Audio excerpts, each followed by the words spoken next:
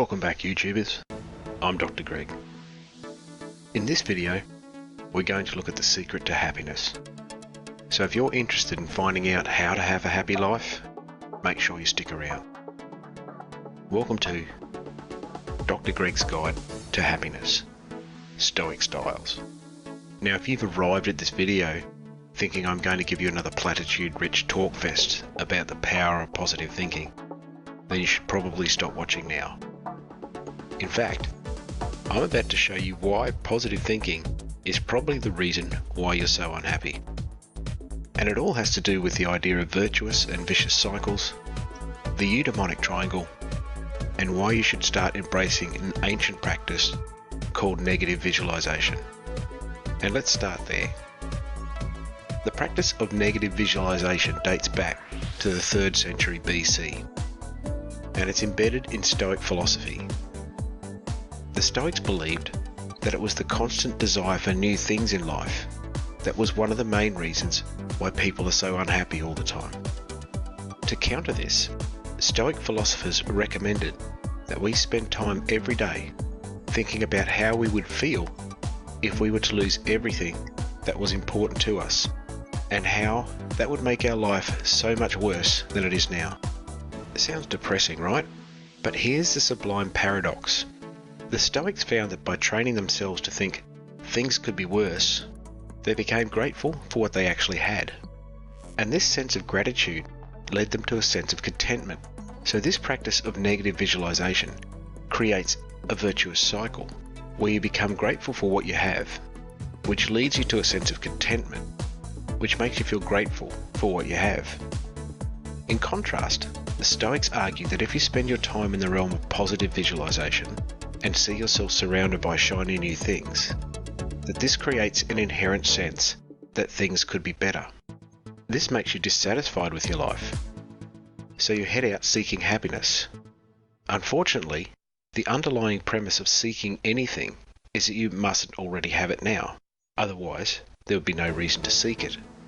Now, this type of thinking creates a vicious cycle, whereby you're dissatisfied with your life, so you seek happiness.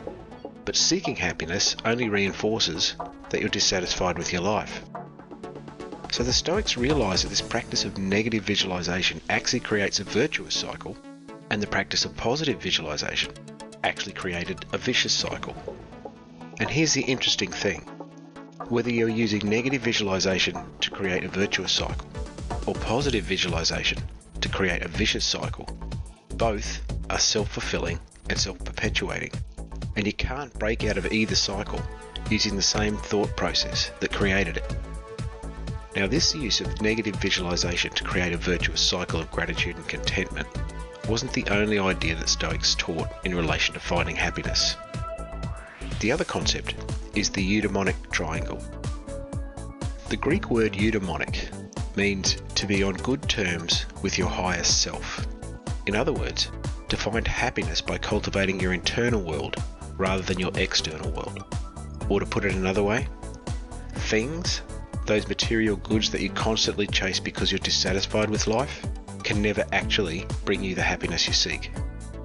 So let's have a look at the eudaimonic triangle. It has 3 points: control, responsibility, and ARETE.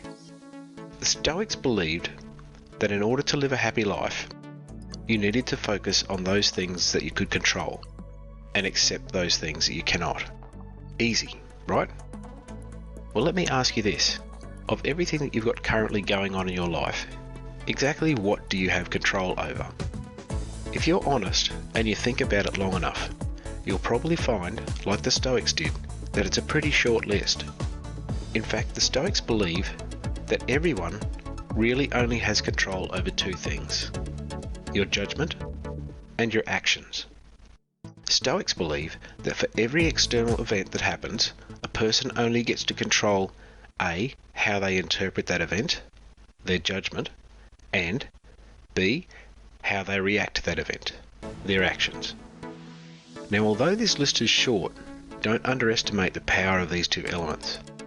For as Marcus Aurelius told us, it's through your control of your judgment and actions that you get to craft your own character. It's this realization that we really only control two aspects of our life, which leads us to responsibility. As the Stoic philosopher Epictetus said, men are disturbed not by things, but by the views which they take of those things. It's fundamental to finding happiness that we realize that we have an obligation to take responsibility for those things which are within our control to change. We cannot change the things that happen to us, but if we wish to find happiness, we must assume responsibility for how we perceive those events and what actions we take, either consciously or unconsciously, because of those perceptions. After being released from 27 years in a South African prison, Nelson Mandela was asked why he chose to forgive his captors, and he made this comment: "Resentment is like drinking poison and then hoping it will kill your enemies." Having suffered through almost 3 decades of unimaginable hardship, Mandela learnt what many of us who live a comfortable life never do. Regardless of the events that happen to you, if you take responsibility for the way you perceive those events and how you choose to act as a result of them, then you truly are the master of your own fate and the captain of your own soul. And while we're on this subject of the soul, let's look at the third point in the eudaimonic triangle, ARETE. The Greek word ARETE can be translated to the English word excellence.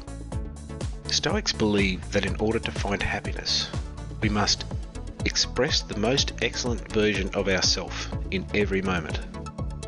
This excellence comes from imagining yourself as the most virtuous you that there could be. It means creating an internal version of the ideal you. Not your ideal life surrounded by things, which just puts you back in the realm of positive thinking and only creates dissatisfaction. Rather, it's the most excellent you in terms of the highest character that you could possibly have. Now, to guide this visualization, the Stoics believed that ARETE comes from cultivating 4 cardinal virtues: wisdom, justice, courage, and self-discipline. Stoicism teaches us to meditate on the you that has mastered these virtues, to create a rich, deep, expansive alter ego in your own mind called the ideal you. And once you have that idea firmly in your mind of how the ideal you looks and sees the world and acts in it, then you pretend to be that person. This practice of ARETE becomes a virtuous cycle. The gap between the two closes. But as that gap closes, you see that the original concept of the ideal you was not as ideal as it could have been. So your vision of the ideal you grows. The gap opens up. You start to pretend like the new version of the ideal you, and the cycle continues. And so by practicing this simple technique of developing the mental image of the most excellent you, and then acting in the way that you think that version of you would, every moment of your life leads to growth in your character. So there we have it, the Stoics' secrets to happiness: negative visualization, creating virtuous cycles, and living in the eudaimonic triangle. And the best thing about all of this is you can start right now, and you don't need to buy anything to do it. This has been another presentation from Enso Consulting. If you enjoyed this video, don't forget to subscribe to my channel and hit the notification bell. I'm Dr. Greg. Thanks for your time, and I'll see you again soon.